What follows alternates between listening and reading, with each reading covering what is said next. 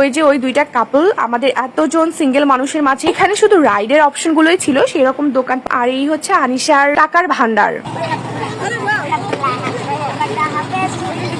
First of all আমি ড্রেসটা দেখাই। আজকে আমি এই ড্রেস পরবো আর আমার আউটফিটের সাথে এই চুড়িটা খুব সুন্দর যায় আর সাথে এই ফিঙ্গার রিং গুলো, তাই আমি ঠিক করলাম এই দুটো রিং সাথে ওই দুটো চুড়ি পরবো। এখানে আমি জামার কালারের সাথে আংটিগুলোর কালারটা দেখাচ্ছিলাম। রেইনি ওয়েদারের কারণে আমার বের হতে অনেক বেশি দেরি হয়ে যায়। আজকে আমি যাচ্ছিলাম সিনেমা দেখতে, সিনেমা হলে। হ্যালো এভরিওয়ান, আসসালামু আলাইকুম। আমি শিনফা, হোপফুলি সবাই ভালো আছেন। আমি আলহামদুলিল্লাহ অনেক ভালো আছি। রিক্সা থেকে নেমে অটোতে প্রায় 5 মিনিটের মতন অপেক্ষা করেছিলাম, কিন্তু অটো থেকে উঠছিল না। আর বেশি লেট করা আমার পক্ষে কোনোভাবেই সম্ভব না, তাই আমি রিজার্ভ নিয়ে চলে যাই। যদিও বা ভাড়া তিনি 120 টাকা চেয়েছিলেন, কিন্তু ঠিকঠাক করে 60 টাকা দিয়ে চলে গিয়েছিলাম। আর এই তো আমরা লিবার্টি সিনেমা হলে পৌঁছে গিয়েছি। সরি আমরা না, আমি। অনেক বেশি লেট হয়, অনেক বেশি বকা শুনেছি, আর ফ্রেন্ডরা তো কলের উপরে কল। আজকের প্ল্যানটা মূলত ওদেরই ছিল, আর এইদিকে লাবিব আমাকে পিক করতে চলে এসেছে। লেট হওয়ার কারণে আমি নাই করে দিয়েছিলাম যে আমি যাব না, কিন্তু ওরা বলেছিল টিকিট আমার জন্য কেটে রাখবে, মুভি 10-20 মিনিট পরে শুরু হবে, বা আমি লেট করে গেলেও সমস্যা নেই। আলহামদুলিল্লাহ লেট হয়নি, এই তো আমি যাচ্ছি। আমিও ঢুকেছি আর মুভিও শুরু হয়েছে। মুভির কোনো ক্লিপ আমি অ্যাড করব না,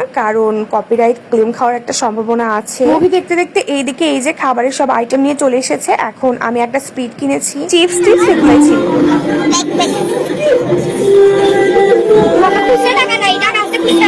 সমস্যা নাই।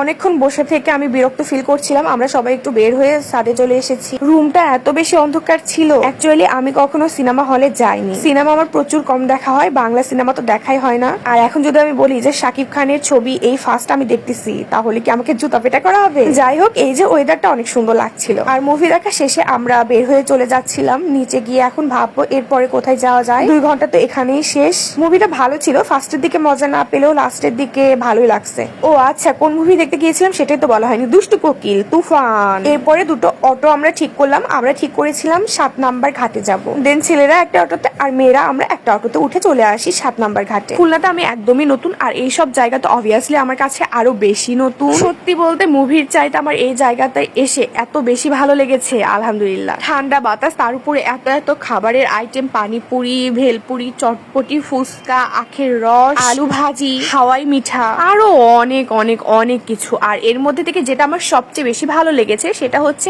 নাগরদোলনা আর নৌকা। এরপর হাঁটতে হাঁটতে চোখ গেল বকুল ফুলের দিকে। এখানে একটা পিচ্ছি বকুল ফুলের মালা গাছ ছিল। এখন পাশেই যে মেলাটা হচ্ছে সেই মেলার ভিতরে যাব। এই মেলাটা মনে হয় এখানে সারা জীবন থাকে নাকি আমি কিছুই জানি না। পাশে ওই যে ওই দুইটা কাপল, আমাদের এতজন সিঙ্গেল মানুষের মাঝে এই দুইটা কাপল ছিল। চলুন এখন আমি আপনাদেরকে মেলাটা একটু ঘুরিয়ে দেখাই। এখানে অনেক অনেক অনেক কিছুই ছিল। এখানে শুধু রাইডের অপশন গুলোই ছিল, সেরকম দোকানপাট নেই বললেই চলে। এই যে এই নৌকাতে উঠেছিলাম, জনপ্রতি ছিল 50 টাকা করে, কিন্তু সবাইকে কনভিন্স করে, যেহেতু আমরা 9 জন ছিলাম, জনপ্রতি 35 টাকা করে হয়েছিল। আর নাগরদোলাতে চেয়েছিল 50 টাকা, সেখানে আমরা 30 টাকা দিয়েছিলাম। আর এই হচ্ছে আনিশার টাকার ভান্ডার। আল্লাহ মাহবুদি জানে ওর ব্যাগের ভিতরে কত টাকা ছিল।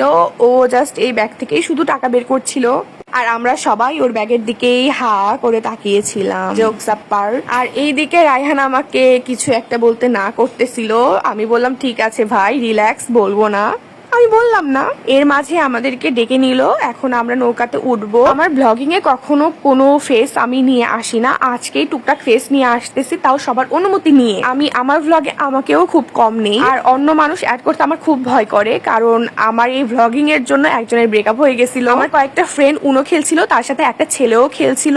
দেন আমি সেই ভিডিওটা আপলোড করেছিলাম রিলস হিসেবে। আর ব্রেকআপ হয়ে গেছে। আমি তার গার্লফ্রেন্ডকে চিনি না, আদৌ তার গার্লফ্রেন্ড আছে কিনা কিছুই জানি না। আর সামান্য এইটুকুর জন্য যে কারো ব্রেকআপ হয়ে যেতে পারে তাও জানি না। যাই হোক, তার গার্লফ্রেন্ড কোথা থেকে আমার আইডিতে সেই ভিডিওটা খুঁজে বের করে দেখেছে। দেন আর নিতান্ত এটা আমার কাছে খুবই হাস্যকর একটা ব্যাপার মনে হয়েছে, কারণ এত বড় একটা ছেলে ভার্সিটিতে পড়ে, সে তার ফ্রেন্ড সার্কেলের সাথে উনো খেলতেছে না, সে গাঁজা খাচ্ছে, সরি না, সে সিগারেট খাচ্ছে। যাই হোক, তারপর আই এম সরি, যদিও তাদের রিলেশনটা আবার ঠিক হয়ে গেছে, বাট আমি আন্তরিকভাবে দুঃখিত। আর এই যে আমরা যে এখানে দোল খাচ্ছি, পিছনে একটা আপু আর ভাইয়া ছিল।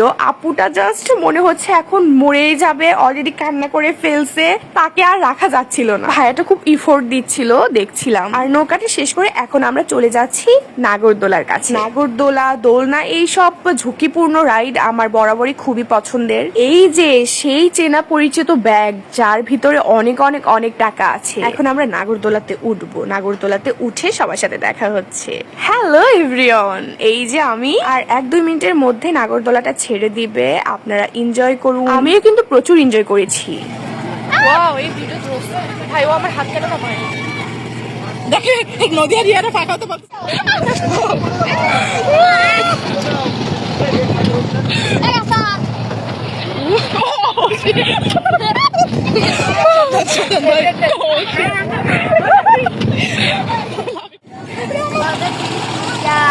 কি ভাইয়া দেখি গান বলো তো।